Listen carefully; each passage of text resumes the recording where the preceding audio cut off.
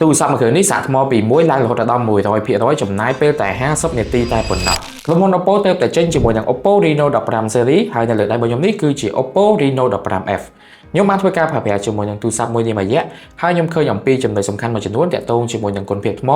កាមេរ៉ាហើយនិងភាពធន់របស់ទូរស័ព្ទមួយគ្រឿងនេះអញ្ចឹងចាំខ្ញុំប្រាប់អ្នកទាំងគ្នាថាវាមានចំណុចសំខាន់អ្វីខ្លះយើងចូលទៅកាន់វីដេអូរបស់យើងទាំងគ្នាខ្ញុំចាប់ផ្ដើមជាមួយនឹងកាមេរ៉ារបស់ទូរស័ព្ទមួយនេះតែម្ដងដោយសារតែខ្ញុំបានធ្វើការប្រើប្រាស់ហើយខ្ញុំចាប់អារម្មណ៍ដែលនៅខាងក្រោយគឺយើងទទួលបានជាមួយនឹងកាមេរ៉ាគោលគឺទំហំ50 megapixel ដែលមកជាមួយនឹងប្រព័ន្ធទប់លំនឹង OIS ហើយយើងក៏ទទួលបានជាមួយនឹង lens wide ដែលមានទំហំ8 megapixel សម្រាប់ឲ្យយើងប្រើប្រាស់ក្នុងការចាប់ប្លង់ទូលាយព្រមទាំង macro lens ដែលមានទំហំ2 megapixel ផងដែរខ្ញុំបានធ្វើការចំណាយពេលជាមួយនឹងទូរស័ព្ទមួយគ្រឿងនេះក្នុងការថតរូបមួយរយៈគឺឃើញថាគុណភាពដែលរូបភាពវាផ្ដល់ឲ្យគឺថា sharp ល្អតាក់ទងជាមួយនឹងប្រព័ន្ធទប់លំនឹងក៏វាធ្វើការបានល្អហើយបន្ថែមពីនឹងទៀតខ្ញុំអាចនិយាយបានថាទូរស័ព្ទមួយនេះគឺផ្ដល់ភាពងាយស្រួលមែនទែនបើសិនជាយើងចូលចិត្តថតរូបបែប low light ឬក៏យើងចង់ថតរូបនៅទីកន្លែងដែលងងឹតឬក៏មិនសូវមានពន្លឺគ្រប់គ្រាន់ត្រឡប់មកខាងមុខវិញគឺយើងទទួលបានជាមួយនឹង front camera ទំហំ50 megapixel ដូចគ្នា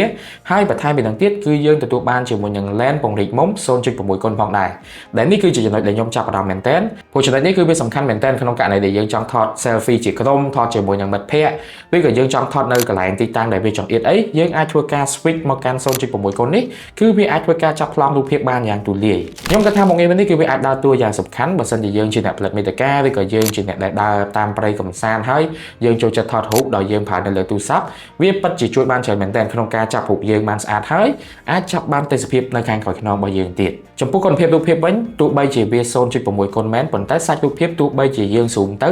វាមានអារម្មណ៍ថាមានលក្ខណៈថាព្រាលឬក៏រូបនឹងចេញមកមានអារម្មណ៍ថាគ្រាន់តែជា AI extension ទេគឺថាគុណភាពរូបភាពគឺអាចទទួលបានដោយអ្វីដែលអ្នកទាំងនេះកំពុងតែឃើញនៅលើអេក្រង់នឹងអញ្ចឹងនៅក្នុងកាមេរ៉ាតាក់ទងជាមួយនឹងមុខងារ portrait វិញគឺគេមានជាមួយនឹង filter ឲ្យយើងធ្វើការជ្រើសរើសយើងក៏អាចធ្វើការ retouch នៅពេលដែលយើងរៀបចំថតហើយយើងក៏អាចធ្វើការរើសជាមួយនឹង setting ទៅតាមតម្រូវការរបស់យើងបានមានន័យថាយើងសេរីមកស្អាតថតរូបមកឆ្វាត់យករូបនឹងទៅ post ទៅ social media បានតែម្ដងអត់ទាន់អស់ទេនៅមានផ្នែកមួយទៀតតាក់ទងជាមួយនឹងកាមេរ៉ានៅលើទូរស័ព្ទមួយគ្រឿងនេះគឺតាក់ទងជាមួយនឹងការថតវីដេអូ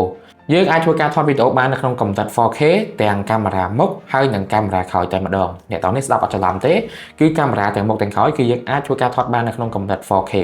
ដែលល្អខ្លាំងមែនទែនបើសិនជាករណីដែលយើងប្រើទូរស័ព្ទមួយនេះក្នុងការដែលយើងផលិតវីដេអូផលិត content យកទៅ post នៅក្នុង social media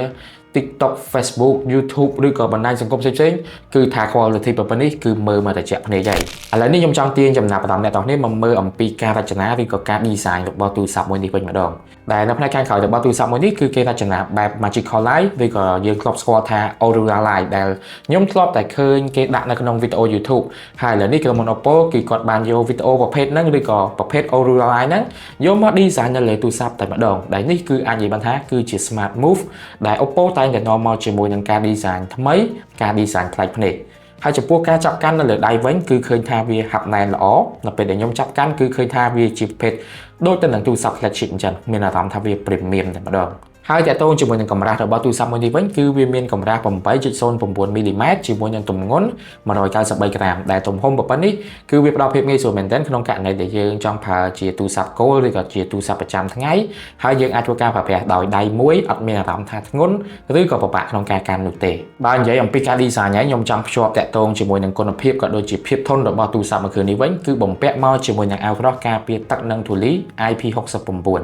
ដែលជាធម្មតាកម្រិត IP ប៉ុណ្នេះយើងធ្លាប់តែឃើញនៅក្នុងទូរស័ព្ទដែលមានតម្លៃថ្លៃប៉ុន្តែនៅលើ Oppo Reno 15 series នេះក៏ឃើញថាបំពាក់មកជាមួយនឹង IP69 ផងដែរដែលអាចនិយាយបានថាយើងអាចធ្វើការប្រើប្រាស់ដល់ចាំបាច់បារម្ភនោះទេខែភ្លៀងក៏ដោយខែក្តៅក៏ដោយខ្ទាតទឹកចូលទឹកអីល្មមគឺអត់មានបញ្ហាអីទេដោយសារតែបំពាក់មកជាមួយនឹងអាវក្រោះកម្រិតខ្ពស់ IP69 នេះហើយបើសិនជាបងប្អូនអត់ទាន់បានដឹងទេចំពោះ IP69 ហ្នឹងគឺវាធន់នឹងទឹកជម្រៅ 2 ម៉ែត្រហើយបើសិនជាទឹកក្តៅវិញគឺវាធន់នៅក្នុងទឹកកម្ដៅ 80 អង្សាសេឯណោះអញ្ចឹងហើយបើខ្ញុំប្រាប់អ្នកនរគ្នាថាយើងអាចប្រើប្រាស់ដល់ចាំបាច់បារម្ភនោះទេនៅផ្នែកខាងមុខវិញចំពោះទូរស័ព្ទមួយនេះគឺយើងទទួលបានជាមួយនឹងអេក្រង់ AMOLED display ទំហំ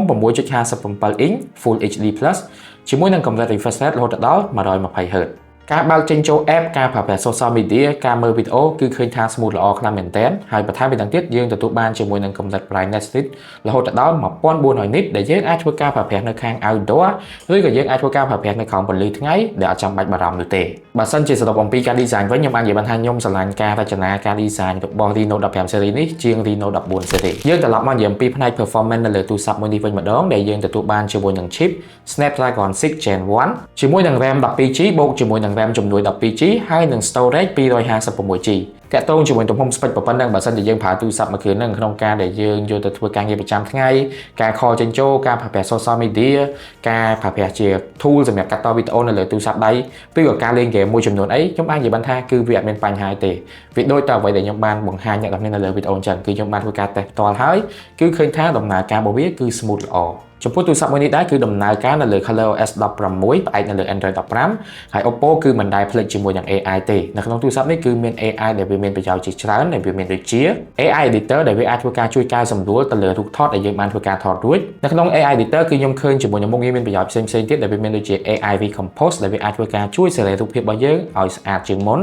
AI Eraser ដែលវាអាចធ្វើការជួយលុបវត្ថុដែលយើងមិនចង់បានចេញពីរូបភាព AI Portrait Glow ដែលវាអាចជួយធ្វើឲ្យស្បែកមុខរបស់យើងស្រស់ស្អាតជាងមុន AI Perfect Shot ដែលវាអាចជួយកែសម្រួលមុខរបស់យើងតាក់ទងជាមួយនឹងភ្នែកបើសិនជាករណីដែលយើងថតទៅបិទភ្នែក AI Enhance Clarity ដែលវាអាចធ្វើការជួយបង្កើនគុណភាពរូបភាពរបស់យើង AI Unblur ដែលវាអាចធ្វើការជួយរូបភាពដែលព្រិលឲ្យមកច្បាស់វិញហើយនិង AI Remove Reflection ដែលវាអាចធ្វើការលុបចំណាំងផ្លាតចេញពីរូបភាព AI Studio ដែលនៅក្នុងនោះគឺមានជាមួយនឹង Creative Effect ជាច្រើន AI Mindspace ដែលវាអាចជួយធ្វើការរៀបចំទៅលើព័ត៌មានឯកសារឬក៏វាអាចជួយទៅលើ organize ទៅលើព័ត៌មាន information របស់យើងហើយនឹង AI Link Boost 3.0 ដែលវាអាចធ្វើការដំណើរការក្នុងការចាប់ប្រព័ន្ធសេវាបានយ៉ាងល្អ AI ទាំងអស់នេះបើសិនជាយើងសរុបជារួមគឺវាជួយយើងបានច្រើនមែនទែនក្នុងការដែលយើងប្រើប្រាស់ទៅលើការងារប្រចាំថ្ងៃឬក៏ដូច AI Editor អញ្ចឹងដែលវាអាចធ្វើការជួយជួសជុលទៅលើរូបភាពជួយកែសម្រួលទោះបីជារូបថតរបស់យើងហ្នឹងថតទៅមានបញ្ហាណាមួយដូចជាការដែលជាប់មនុស្សនៅ background ឬក៏រូបភាពជាប់ជាមួយនឹង reflection អីជាដើមចំណុចដ៏លេចធ្លោមួយសម្រាប់ទូរស័ព្ទមួយគ្រឿងនេះ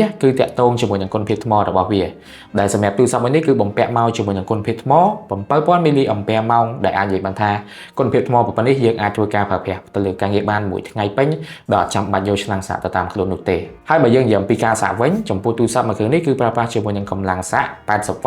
Super Vogue ដែលវាអាចធ្វើការសាកថ្មបានយ៉ាងលឿនដែលយើងចំណាយពេលតែ50នាទីគឺយើងអាចធ្វើការសាកថ្មពី1រហូតដល់ 100% ពេញតែម្ដងអញ្ចឹងមានន័យថាទំហំថ្មធំហើយនៅពេលដែលយើងធ្វើការប្រើទូរស័ព្ទនឹងអស់ថ្មយើងចំណាយពេលមិនដល់1ម៉ោងទេអាចធ្វើការសាកថ្មទូរស័ព្ទនឹងមួយពេញហើយយកទៅប្រើវិញបានទៀតយើងសាកសម័យមើលបើសិនជាយើងជាមនុស្សដែលមមាញឹកឬក៏យើងជាអ្នកលក់ដូរយើងអត់មានពេលអង្គុយជាប់ឆ្លាំងសាករហូតទេតែយើងអាចធ្វើការប្រើបានមួយថ្ងៃពេញហើយពេលដែលយើងញ៉ាំបាយឬក៏ពេលដែលយើងសម្រាកដោតទូរស័ព្ទចោលមួយផ្លែតយើងអាចធ្វើការយកទូរស័ព្ទហ្នឹងទៅប្រើទៅលើការងាររបស់យើងទៀតមិនល្អមែនអត់ហើយចំពោះទូរស័ព្ទនេះដែរគឺវាមាន2ជម្រើសតាក់ទងជាមួយនឹងពណ៌គឺ Aurora Blue ហើយនិង Twilight Blue ពណ៌ពីរហ្នឹងគឺស្អាតដូចគ្នាអ្នកនរស្រឡាញ់មួយណាអាចធ្វើការជាវមួយនឹងបានចំពោះទូរស័ព្ទនេះដែរគឺអាចធ្វើការប្រើប្រាស់បាន SIM 2ហើយបើគុណភាពសំឡេងនៅលើទូរស័ព្ទនេះវិញគឺក៏តាក់ទងជាមួយនឹង speaker របស់វាបន្ទាប់ពីខ្ញុំបានធ្វើការតេស្តខ្ញុំអាចនិយាយបានថាក្នុងករណីដែលយើងជប់លៀងជាមួយមិត្តភ័ក្តិជប់លៀងជាមួយគ្រួសារអាចធ្វើការចាក់ចំនួន speaker បា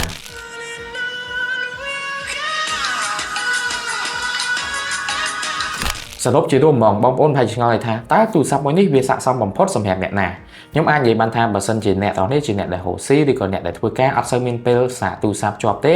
ទូរស័ព្ទមួយនេះគឺជាជម្រើសរបស់អ្នកទាំងនេះហើយដូចអ្នកនរដឹងចឹងថាទំហំថ្មធំសាកថ្មក៏លឿននេះគឺជាចំណុចដែលវាល្អខ្លាំងមែនទែនបន្ថែមពីនេះទៀតបើសិនជាអ្នកទាំងនេះជាអ្នកផលិតមាតិកាអ្នកទាំងនេះអាចធ្វើការពិចារណាជាមួយទូរស័ព្ទមួយនេះតែម្ដងថតវីដេអូបានក្នុងកម្រិត 4Kថតកាមេរ៉ាមុខបានរហូតដល់ 0.6 គុណដែលអាចងាយស្រួលមែនទែនក្នុងការដែលយើងចាប់ប្លង់ទូលាយអញ្ចឹងអ្នកផលិតវីដេអូប្រកាសជាយល់ទៅលើហ្នឹងហើយខ្ញុំជាអ្នកផលិតមាតិកាខ្ញុំដឹងថាវាជួយយើងបានច្រើនក្នុងករណីដែលយើងចង់កាន់ថតអី